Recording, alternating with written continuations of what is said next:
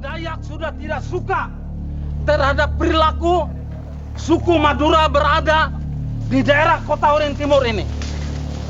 Karena sudah bertahun-tahun mereka hidup di daerah ini, perilakunya tidak bisa menyesuaikan. 18 Februari tahun 2001, buat warga Sampit hari itu bukanlah sekedar tanggal di kalender. Itu adalah hari ketika rasa aman benar-benar runtuh. Warga Sampit itu benar-benar mendapatkan teror yang sangat luar biasa ketika sekelompok besar orang-orang Dayak mengepung wilayah Sampit yang dikuasai oleh orang-orang Madura. Pada waktu itu, sengketa antara kedua etnis itu benar-benar meruncing, sehingga hasil dari konflik itu adalah lebih dari 1.000 rumah dibakar, puluhan mobil dan kendaraan bermotor itu juga dibakar. Kemudian aset-aset banyak yang sudah benar-benar dirusak. Jumlah kematian itu mencapai sekitar 500 sampai 1.500 orang. Dan sampai akhir tahun itu masih terjadi kejar-kejaran antar etnis di sana. Banyak hipotesis terkait dengan hal ini yang akan kita bahas nanti, tetapi setidak-tidaknya di sini ada beberapa kejanggalan. Ini bukanlah kerusuhan biasa, ini adalah perang sungguhan. Ironisnya, kita padahal mengenal Indonesia sebagai bangsa yang sejak awal hidup dalam keberagaman. Berbeda suku, berbeda bangsa, berbeda adat, dan juga berbeda agama. Dan sejak kecil kita diajarkan bahwa perbedaan itu adalah hal yang wajar. Maka ketika konflik antar etnis sebesar ini terjadi, pertanyaannya bukan lagi soal siapa yang menang dan siapa yang kalah. Pertanyaannya jauh lebih mengganggu. Kenapa ini bisa terjadi? Dan yang lebih menakutkan, apakah ini bisa terulang lagi di masa depan? Dan pada episode kali ini, gue Panji Nur Fauzan bersama Gembulikum, kita akan mengupas akar permasalahan sebenarnya di balik perang Sampit. Pastikan kalian tonton video ini sampai akhir agar tidak salah paham dengan apa yang akan disampaikan pada video ini.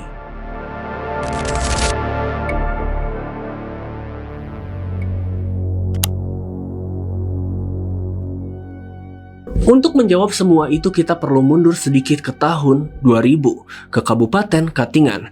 Di sana terjadi sebuah konflik kecil yang melibatkan beberapa orang. Dan satu orang meninggal dunia. Namanya adalah Sendung. Ia adalah orang Dayak. Dari kabar yang beredar, Sendung diperkirakan tewas akibat konflik dengan orang Madura. Kasus ini sebenarnya sudah ditangani oleh pihak kepolisian pada saat itu. Tetapi masalahnya, kepercayaan masyarakat kepada aparat saat itu sangatlah rendah. Banyak warga merasa polisi tidak bisa diandalkan, tidak transparan, dan juga tidak adil. Akhirnya muncullah provokasi. Ada yang berkata, kalau hukum tidak jalan, kita akan cari pelakunya sendiri. Main hakim sendiri pun akhirnya dimulai. Ratusan orang mulai melakukan sweeping. Penganiayaan terjadi. Pembunuhan mulai muncul. Rumah-rumah dibakar. Dan situasi semakin kacau ketika beredar isu bahwa pembunuh Sendung tidak ditangkap oleh polisi. Bahkan dia berhasil kabur ke Sampit. Dan isu ini seperti bensin yang disiram kepada bara api. Orang-orang Dayak mulai memobilisasi massa. Tujuannya hanya satu, mengejar dan juga menyerang orang-orang Madura di Sampit. Sementara itu di sisi lain orang-orang Madura di Sampit juga mendengar kabar yang sama. Mereka tahu jika ini dibiarkan mereka akan diserang.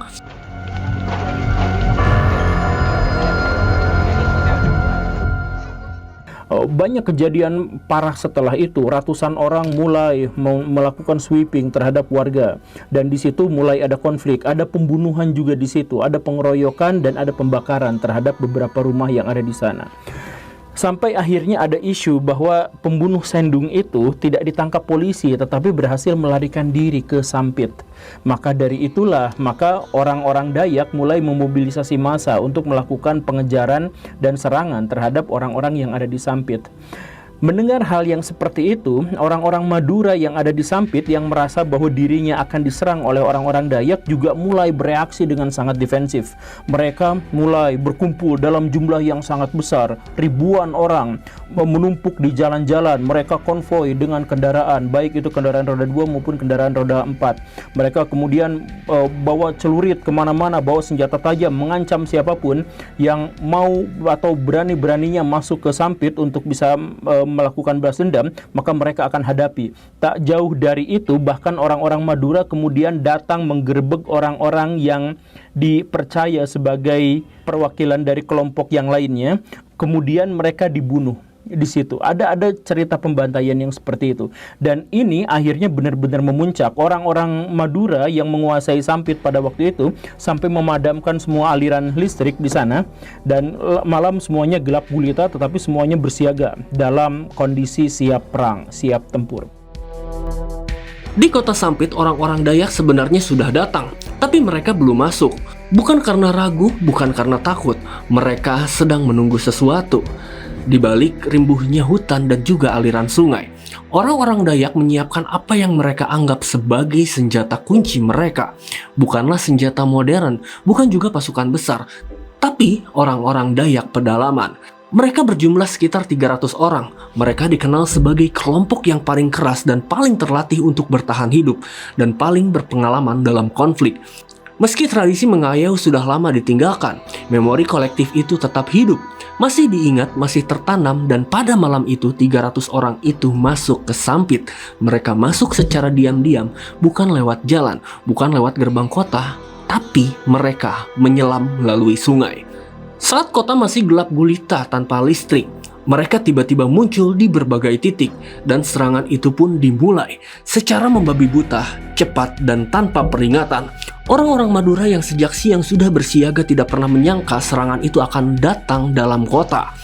Begitu serangan pertama terjadi, orang-orang Dayak yang menunggu di luar kota langsung menyerbu masuk. Sampit berubah menjadi medan perang. Ini bukan sekedar hiasan, ini benar-benar perang.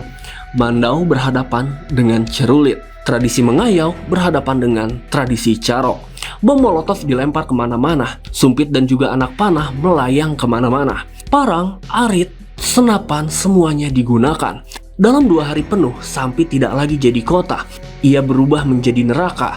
Dan setelah 2 hari pertempuran itu, orang-orang Dayak berkonvoi di jalanan, merayakan kemenangan mereka. Dan bagian paling mengerikan dari semua ini adalah kepala-kepala orang Madura yang dipenggal di bawah berkeliling kota. Di pinggir jalan, di sudut-sudut kota, mayat-mayat tanpa kepala bergeletakan di mana-mana. Menurut kesaksian warga, korban tewas mencapai 1.500 orang. Teror tapi belum berhenti sampai di situ saja. Sweeping terus dilakukan, pengejaran masih terus berlangsung. Dari sekitar 130.000 orang Madura yang tinggal di wilayah itu, lebih dari 100.000 orang mengungsi hanya dalam waktu 1 pekan. Sampit akhirnya lumpuh, dan di titik inilah muncul pertanyaan-pertanyaan yang sangat mengganggu. Yang pertama, soal motif. Jika memang Sendung dibunuh, kenapa langsung disimpulkan bahwa ini adalah kesalahan satu etnis? Karena nyatanya kriminalitas itu terjadi di mana-mana, baik itu di Jakarta, di Bandung, dan di kota-kota manapun. Tetapi orang tidak pernah bertanya, pembunuhnya dari suku apa? Korbannya dari etnis apa?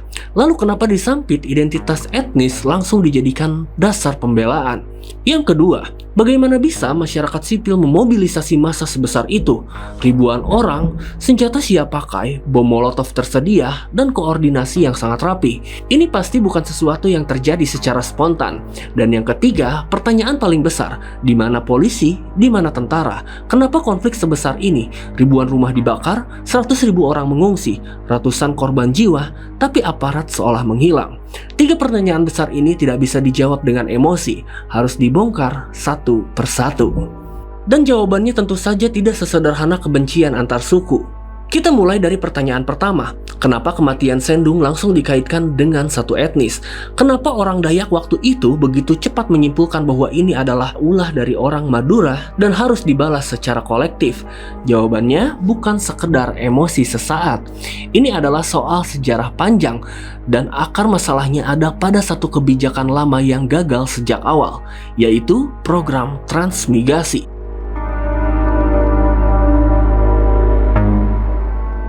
Saya jelasin sedikit Baraya bahwa program transmigrasi itu sudah mulai dicanangkan pada tahun 1899 dan kemudian mulai dijalankan pada tahun 1901 oleh pemerintah kolonial Belanda.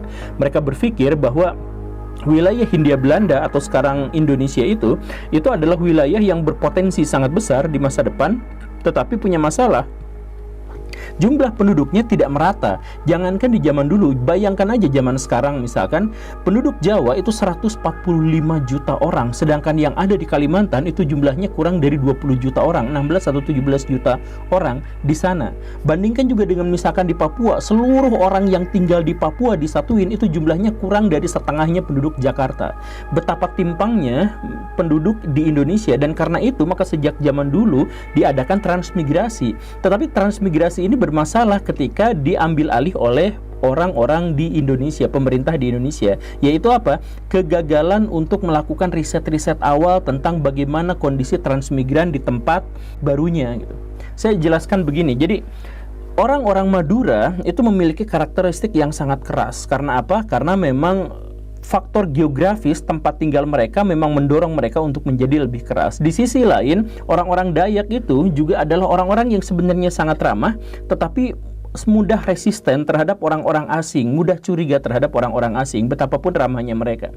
Nah, orang-orang Orde Baru tidak pernah berpikir soal itu. Ya sudah, orang-orang Madura dipindahkan saja. Ada 3 gelombang orang-orang Madura itu dipindahkan dari wilayah Madura ke Sampit. Yang pertama itu pada tahun 1920-an, ketika di Sampit itu didirikan perkebunan-perkebunan, didirikan pemukiman-pemukiman baru untuk Belanda. Karena itu Belanda membutuhkan buruh-buruh untuk perkebunan itu. Ada sawit, ada apa segala rupa kayak gitu. Kemudian yang kedua, di era akhir Orde Lama sampai awal Orde Baru itu tahun 60-an sampai tahun 70-an, di Sampit itu didirikan sebuah pabrik besar, pabrik industri kayu gitu, semacam perusahaan kayu gitu, yang membutuhkan tenaga kerja. Nah, orang-orang Madura dipindahkan ke sana. Kemudian yang ketiga, pada Orde Baru, di zaman Orde Baru tahun 1970 sampai 1980-an. Nah, inilah yang paling bermasalah. Orang-orang Orde Baru, khususnya dalam ini Pak Harto, itu sudah kita kenal sebagai orang yang sangat Jawa sentris. Jadi pembangunan terpusat di Jawa, menteri-menteri kebanyakan orang Jawa, kemudian pejabat-pejabat di setiap provinsi juga dipenuhi oleh orang-orang Jawa dan sebagainya. Nah, ketika Pak Harto itu mengirimkan dalam jumlah yang sangat besar orang-orang Madura ke Sampit, mereka, orang-orang Madura itu yang dianggap sebagai Jawa, itu langsung dikasih akses-akses terhadap ekonomi. Jadi kalau misalkan penambangan emas, itu caloknya itu adalah orang Madura. Kemudian transportasi di sana orang Madura. Kemudian pengelolaan sawit atau misalkan kayu itu diserahkan juga kepada orang Madura. Di satu sisi orang Madura begitu dimanjakan dengan banyaknya akses terhadap ekonomi dan kekuasaan. Di sisi lain orang lokal yaitu orang Sampit, orang Dayak di situ justru tidak mendapatkan apa-apa. Nah, ini memunculkan kecemburuan, apalagi yang pas zaman Pak Harto tadi itu. Jadi karena sudah dikasih ini itu orang Maduranya, maka banyak di antara orang-orang Madura itu yang menjadi sombong, menjadi angkuh. Ya, saya kan di sini pejabat, saya kan di sini apa. Ini banyak sekali menyinggung perasaan-perasaan orang Dayak. Nah, kan seperti itu kondisinya. Itulah yang menyebabkan sejak tahun 1970-an, kalau misalkan terjadi kekerasan, mau itu pemerkosaan, mau itu pembunuhan, maaf ya, mau itu pencopetan, perampokan, maling, dan sebagainya, itu orang-orang di sana sudah terbiasa mengidentifikasikan bahwa ini memang orang Madura mau kayak gini. Jadi tercipta sebuah stereotip besar gara-gara apa? Gara-gara pemerintah sejak awal gagal untuk melakukan riset terhadap transmigrasi itu. Begitu. Dan luar biasanya apa? Luar biasanya adalah walaupun gagal riset, tetapi ada 21% orang Madura di wilayah itu. Jadi populasinya sudah sangat-sangat signifikan. 1/5-nya itu adalah pendatang dari Madura saja. Jadi kalau misalkan Baraya orang Dayak, mungkin dalam konteks ini Baraya merasa iri dan sakit hati juga gitu. Ini tanah-tanah saya, leluhur saya tinggal di sini, saya mendapatkan warisan tanah di sini juga. Tetapi kenapa yang berkuasanya orang dari luar sana, pengungsi-pengungsi itu, transmigran itu yang gagal di wilayahnya, kenapa kemudian didatangkan ke sini untuk misalkan membuat aktivitas-aktivitas ekonomi yang membuat kita nggak kebagian tempat gitu. Itu masalah pertama. Dan kemudian masalah yang kedua, ini soal di mana aparat, di mana tentara itu ada. Kenapa di situ tidak ada konflik sebesar itu, kenapa mereka malah hilang gitu. Ya, alasan pertamanya adalah karena mereka memang tidak profesional. Alasan pertamanya. Jadi ya kalau misalkan Baraya saya mohon maaf ya, ini mah di zaman dulu gitu ya, disampit gitu ya, di zaman dulu. Jadi kalau misalkan ada warga lapor kehilangan kucing gitu ya, lapor ke polisi, itu nggak ditanggapin gitu. Sekalinya ditanggapin butuh apa gitu ya, banyak yang terjadinya seperti itu. Itulah yang kemudian menyebabkan banyak sekali orang-orang Madura yang merasa kecewa dengan kepolisian dan mengaitkannya lagi, wah polisi mah pro-nya terhadap para pendatang, pro-nya terhadap Madura, itu dikasih cuannya segitu seberapa banyak sih, mulai kepikiran yang seperti itu gitu kan. Nah, tetapi ada faktor yang lain, yaitu apa? Tentara diduga, ada beberapa sumber yang menyebutkan tentara diduga secara sengaja melakukan pembiaran itu, bahkan mendorongnya supaya lebih ekstrim. Kenapa seperti itu? Karena pada waktu itu zaman reformasi, itu zaman awal-awal. Jadi reformasi pada waktu itu ada banyak sekali tuntutan. Salah satu tuntutannya itu adalah cabut dui fungsi ABRI. Jadi sebelum masa reformasi, ABRI itu atau Angkatan Bersenjata, TNI itu punya dua fungsi. Fungsi pertahanan sama seperti militer secara normal, dan fungsi sosial politik. Jadi tentara-tentara itu berpolitik, ikut partai, mendirikan, dan bahkan ada perwakilannya di DPR, MPR dan sebagainya, itu ada. Nah, karena memiliki dua fungsi itu, maka tentara itu tidak akan profesional, karena dia akan berpihak pada pemerintah, bukan berpihak pada negara, kan begitu. Makanya pas zaman reformasi minta dua fungsi ABRI itu dicabut. Nah, kalau misalkan dui fungsi ABRI dicabut, ini tentara-tentara galau, takut. Jangan-jangan proyek yang selama ini kami terima itu malah diserahkan kepada pihak kepolisian. Kan polisi nanti sama tentara udah dipisahkan karena dui fungsi ABRI itu gitu kan. Waduh, kalau misalkan sudah seperti itu, maka tentara akan sangat dirugikan karena proyek-proyeknya akan hilang gitu. Nah, biar proyeknya tidak hilang, maka sejumlah kerusuhan dibiarkan atau bahkan disengaja dibuat oleh orang-orang militer. Untuk apa? Meyakinkan pemerintah pusat bahwa mereka masih sangat membutuhkan tentara di wilayah manapun. Ini juga yang terjadi di Ambon. Ambon itu sudah terbukti dalam tanda kutip ya, karena sudah banyak pengakuan dan sudah ada banyak data-data yang menyebut bahwa kerusuhan Ambon itu antara Muslim dengan Kristen itu bukan benar-benar oleh Muslim dengan orang Kristen, tetapi direkayasa sedemikian rupa oleh pihak-pihak berseragam loreng. Begitu ceritanya. Nah, kemudian ada pertanyaan berikutnya. Bagaimana bisa warga memobilisasi massa sebanyak itu sampai ribuan orang dikerahkan kedua belah pihak untuk berperang, bertempur dan lain sebagainya? Dari mana bom molotov itu tiba-tiba ada? Dari mana senjata parang dan arit itu tiba-tiba disiapkan dan sebagainya? Kenapa bisa seperti itu? Ternyata ada faktor yang lain, yaitu apa? Permainan dari pejabat-pejabat yang ada di sana. Jadi ada pejabat di situ, namanya itu adalah Fedlik dan Louis. Mereka itu adalah barisan sakit hati karena seharusnya mereka menjabat, tetapi yang jabatan diserahkan malah pada pihak lain, pihak yang tidak mereka sukai. Dan karena itu, maka mereka memprovokasi warga. Jadi mereka sampai bayar 15 juta rupiah untuk cari provokator profesional, untuk memprovokasi warga untuk menyerang satu sama lain. Begitu 15 juta di zaman dulu, di zaman tahun 2001 itu gede bara ya.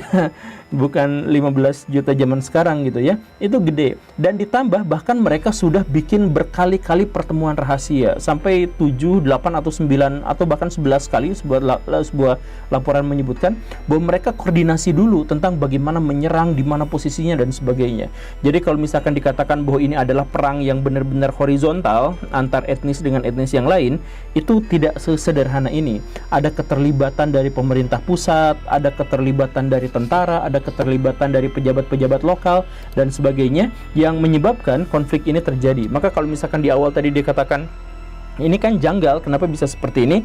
Sekarang kita bisa menjelaskan kenapa itu bisa terjadi. Makanya kalau misalkan ada pertanyaan kemudian apakah orang Madura dengan orang Dayak itu bermusuhan, ya sebenarnya tidak juga. Mereka bisa bermusuhan itu karena stereotip, dan stereotip itu muncul gara-gara kegagalan riset dari orang-orang yang menjalankan transmigrasi, dan kemudian identitas dari masing-masing kubu itu kemudian diperkuat dengan stereotip-stereotip dari media-media massa yang cari duit, cari untung gitu kan. Kemudian ada tentara yang memang menginginkan perang itu, dan ada sejumlah pejabat lokal yang memang memutuskan terjadinya perang itu. Kalau misalkan warganya, orang Madura dengan orang Dayak, ternyata baik-baik saja. Banyak di antara mereka yang sama-sama gabung di pengungsian dan ternyata baik-baik saja gitu. Atau misalkan waktu Cak Nun datang ke sana, ngobrol sama orang Madura dan ngobrol sama orang Dayak, Orang Maduranya sudah oke, dan orang Dayaknya sudah bilang bahwa kita semua itu sebenarnya bersaudara dan kita tidak mau berperang, kita nggak mau apa. Cuman kata orang-orang Dayak, kami itu defensif. Nanya sama orang Madura, kami juga defensif lah. Kalau misalkan dua-duanya defensif, sebenarnya siapa yang menyerang? Siapa yang berinisiatif untuk menyerang gitu. Nah, ini ternyata adalah ada provokasi dari pihak yang lain yang ingin mendapatkan keuntungan sepihak. Begitu. Jadi kembali lagi, kalau misalkan kita melihat bahwa bangsa Indonesia itu multi etnis, multi ras, multi agama, multi bahasa, multi budaya dan sebagainya, itu sebenarnya bukan menjadi sebuah ancaman besar. Yang menjadi ancaman itu adalah ketika ada elit-elit yang mencoba untuk mengambil keuntungan dari perbedaan-perbedaan itu gitu. Dan Baraya nggak usah heran dengan situasi yang seperti ini, karena ini umum terjadi. Jangankan di zaman dulu tahun 2001, zaman kemarin pas pemilu itu masing-masing ya yang ingin mencalonkan diri jadi pejabat ini pejabat itu masih menggunakan politik identitas gitu. Masih ini sukunya ini agamanya ini demi kepentingan pribadi gitu. Jadi inilah yang pada akhirnya menyebabkan orang Dayak dengan orang Madura yang sebenarnya sejak awal itu mereka bekerja sama dan dalam kondisi baik-baik saja, tiba-tiba terlibat dalam perang besar. Jadi ini adalah sebuah pelajaran buat kita agar kita tidak mengulanginya lagi. Semoga banyak di antara kita yang benar-benar bisa menerima pesannya. Terima kasih karena sudah menyimak. Saya Guru Gembul. Assalamualaikum warahmatullahi wabarakatuh. Saya orang Dayak, orang Madura ya.